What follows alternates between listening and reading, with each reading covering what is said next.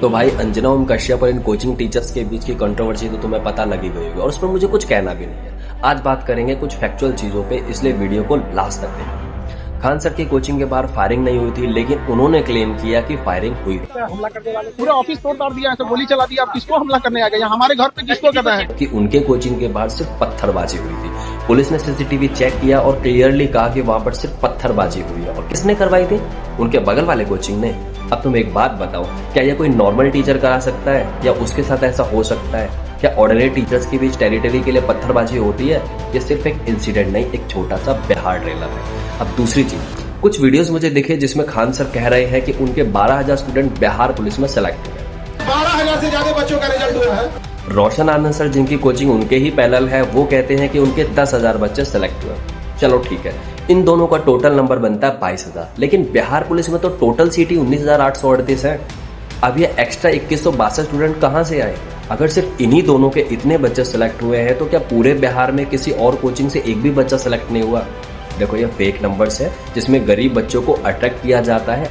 अंजना ओम कश्यप ने जब यह बात उठाई थी कि इन यूट्यूब टीचर्स को कुछ नहीं आता, ये दुकान चला रहे हैं, इस बात पर बहुत बवाल होना स्वाभाविक था। बहुत सारे लोग इससे एग्री भी कर सकते हैं और नहीं भी कर सकते हैं, सबको अपनी बात रखने का हक है, उस पर मुझे कुछ नहीं कहना है। लेकिन एक पॉडकास्ट में अभिनय मैथ वाले खुद कोचिंग माफिया की पेपर लीक इन्वॉल्वमेंट और इस पूरे मनी मेकिंग गेम को एक्सपोज कर रहे हैं कि टॉपर खरीदने का दौर है, मैंने खरीद लिया और सारे रैंकर्स मेरे।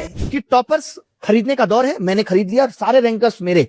और अब वो इमोशंस बेचते हुए बच्चे को मैं अपने पास लाऊंगा। अब मैं टॉपर्स कैसे बनाऊंगा? मेरे पास यही रास्ता है, मैं पेपर लीक करूं या मैं टॉपर्स को खरीदूं। और अब वो इमोशंस बेचते हुए बच्चों को अपने पास लाएंगे। अब मैं टॉपर्स कैसे बनाऊंगा? मेरे पास एक ही रास्ता है, मैं पेपर लीक कराऊंगा या मैं टॉपर्स को खरीदूंगा। और सिर्फ वही नहीं, तमाम टीचर्स तमाम जगहों पर एडमिट कर चुके हैं कि कैसे बड़े टीचर्स और कोचिंग वाले बच्चों को बेवकूफ बनाकर अपने कोर्सेज बेचते हैं। ये एक पूरा माफिया गेम चल रहा है एजुकेशन इंडस्ट्रीज में। मतलब जब उन्होंने यह बात कही थी सब कुछ ठीक था, सबने एग्री भी किया, लेकिन जब अंजना ओम कश्यप ने यह बात कही तो इस पर इतना बवाल क्यों?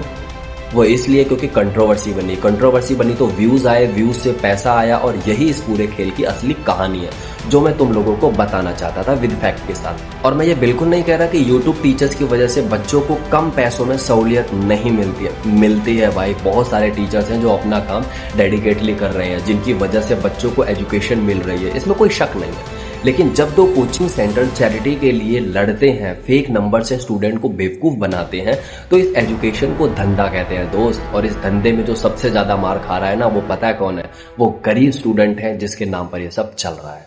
जय हिंद, जय भारत।